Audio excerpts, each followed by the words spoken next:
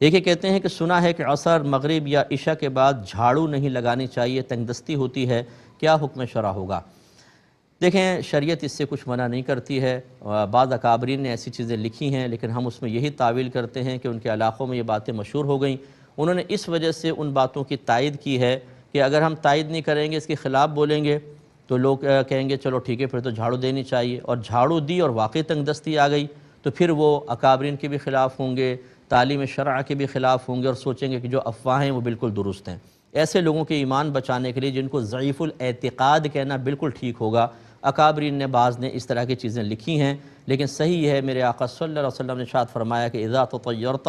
فمضی، جب تم کسی شے سے بدشگونی لینے لگو تو اس کام کو کر گزرو، یعنی دل اگر بدشگونی لے رہا اس کام کو کر گزرو، کیونکہ بدشگونی ہمارے مذہب اسلام میں کوئی چیز نہیں ہے۔ میں اکثر سمجھاتا ہوں، باہر کے ملکوں میں رات میں صفائی ہوتی ہے، آپ یو اے ای کی ریاستوں میں چلے جائیں، نائٹ میں پورا کلین کر دیتے ہیں اور ڈے میں سب صاف ستھرا ملتا ہے، دن کے اندر صفائیاں نہیں۔ ہاں، دن کے اندر ضرور وہ لڑکے وغیرہ ہوتے ہیں جو فٹ پاتھ سے کوئی چیز پھینک دی تو اس کو جمع کرتے رہتے ہیں، لیکن پراپر صفائی جو ہے رات میں ہی ہوتی ہے۔ تو رات میں اگر صفائی کرنے سے تنگ دستیاں آتی تو ان پہ زیادہ آنی چاہیے۔ اس قسم کی دقیانوسی باتوں سے، یا جن کے پیچھے شریعت کی مضبوط دلیلیں نہیں ہیں، ان باتوں پر تو ہم عمل کرنے کے لیے بہت تیار ہیں، دل میں خوف بھی پیدا ہوگا، جھاڑو اٹھاتے بھی ہاتھ کانپ جائیں گے، پھینک دیں گے، لیکن قرآن و حدیث میں جو اللہ کے رسول کی واضح طور پر عذابات کی وعیدیں بیان کی گئی ہیں اور ان کے واضح طور پہ جرائم کے اوپر سزائیں بیان کی گئی ہیں، ان کو پڑھتے ہوئے کبھی ہاتھ نہیں کانپے گا،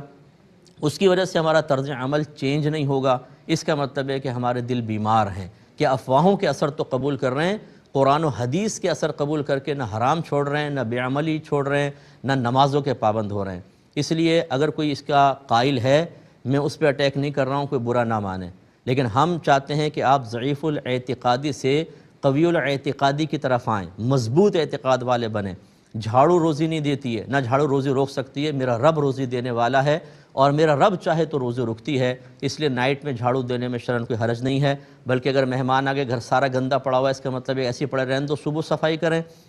پوری گندگی ایسے رہنے دیں، بہتر ہے رات میں صفائی کریں، اپنے گھر کو صاف ستھرا رکھیں، اس میں شرعاً کوئی حرج نہیں ہے۔ بہرحال جو اسی کا قائل ہے، وہ اسی پر قائم رہنا چاہتا ہے کہ جھاڑو رات میں نہیں دیں گے تنگ دستی آئے گی، تو پھر بھائی اور بہت سارے ذرائع بھی ہیں جن سے تنگ دستی آ رہی ہے۔ آپ دیکھ لیجئے، ہر گھر کے اندر تو خوشحالی نہیں ہے کہ رات میں جھاڑو نہیں دی تو خوشحالی آ گئی، تو ان سب کو بھی ختم کریں۔ جب ان چیزوں کے پیچھے لگیں گے، ہوگا وہی جو میرا رب چاہے گا، لیکن آپ کا اپنا مقصود حاصل نہیں ہو سکتا۔